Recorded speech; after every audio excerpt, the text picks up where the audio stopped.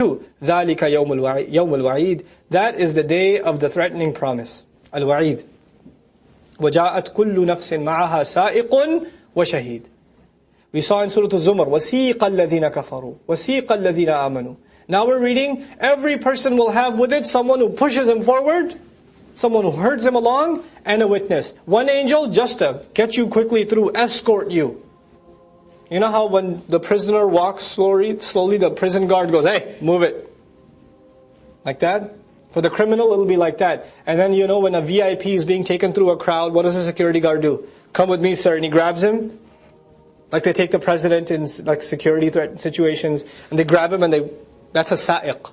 Then there's the shaheed, the witness, meaning the one who's going to read his deeds off to him. لَقَدْ كُنْتَ فِي غَفْلَةٍ مِّنْ هَذَا. You used to be in complete oblivion. You were not aware of this at all. You didn't care about this at all. فَكَشَفْنَا عَنْكَ غِطَاءَكَ. Then we have removed the cover. غِطَاء, literally, cover. Your cover has been removed. Allah is teaching us that the unseen world, we can't see it because there's a cover on our eyes. And Allah will lift that veil. That's why the hadith about Jannah describe that the veil will be lifted and then we'll be able to see Allah. Because right now that is it's veiled. So today we've removed your veil. فَبَصَرُكَ الْيَوْمَ حَدِيدٌ. Then your vision today is ironclad. It's crystal clear. That's the word hadid. It's unflinching. It's complete. وَقَالَ قَرِينُهُ. Then his partner, his qareen. We've learned about the qareen before. Every person has a qareen. That's a shaitan that tries to mess him up. And he comes before Allah as though he was hired by Allah or something. So he comes before Allah, هَذَا مَا لَدَيَّ عَتِيدٌ. This is the one that's been presented before you, with me. This is the one that I've got. أَلْقِيَا فِي جَهَنَّمَ. Allah gives the command, throw both of them in Jahannam. كُلَّ كَفَّارٍ عَنِيدٍ. Along with them, the one who was extremely ungrateful, and the one that was extremely stubborn. Anid. Anid, yani shadidul anad. Anad means stubbornness in Arabic. مَنَّاعٍ لِلْخَيْرِ. The kind of person that prevented all good. Now there's two meanings here. The qareen, the shaitan that's with you, constantly tries to stop you from doing good. You've got 5 free minutes. You could sit there and do some tasbih, but he'll come and say, hey, I heard there's a new game that just came out on the phone. Go download that and play it. And you say, okay qareen, that's a good idea. And you download it.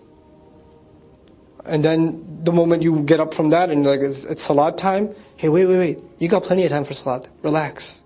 Take a nap. You take a nap, you wake up at Maghrib. Asr is gone. Oh well, I should make it up. No, make it up later, man. You got stuff to do.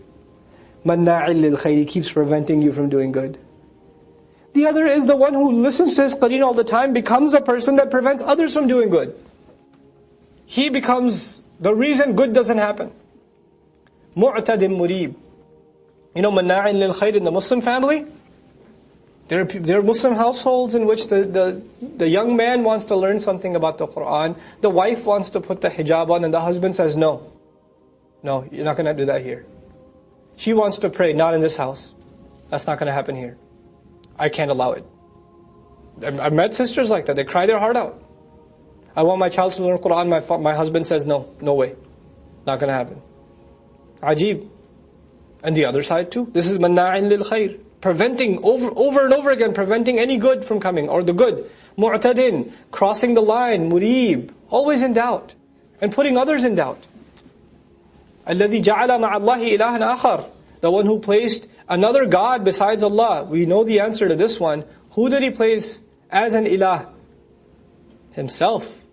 أَرَأَيْتَ مَنِ اتَّخَذَ إِلَهَهُ هَوَاهُ فَأَلْقِيَاهُ فِي الْعَذَابِ الشَّدِيدِ. Then throw him in the intense punishment. قَالَ قَرِينُهُ. His qareen, his shaitan, is about to be thrown in hellfire too. He says, رَبَّنَا مَا أَطْغَيْتُهُ. I didn't make him rebel. لَكِنْ كَانَ فِي ضَلَالٍ بَعِيدٍ. He himself was way out there. He was Olympic shaitan on his own. I didn't have to come and do waswasa to him. It's not my fault. قَالَ لَا تَخْتَصِمُوا لَدَيَّ. Allah will say, don't argue before me. Don't give me debates. وَقَدْ قَدَّمْتُ إِلَيْكُمْ بِالْوَعِيدِ.